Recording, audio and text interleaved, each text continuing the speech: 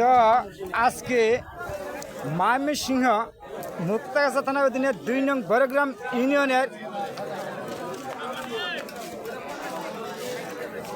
৭ নং ওয়ার্ডে রঘুনাথপুর চরপাড়া পুরাতন বাজারে চলে আসছি। আমরা এখন এই মুহূর্তে দেখব সুন্দর সুন্দর দৃশ্য এবং গ্রাম্য বাজার। চলেন দেখতে থাকি আজকের রঘুনাথপুর পুরাতন বাজার।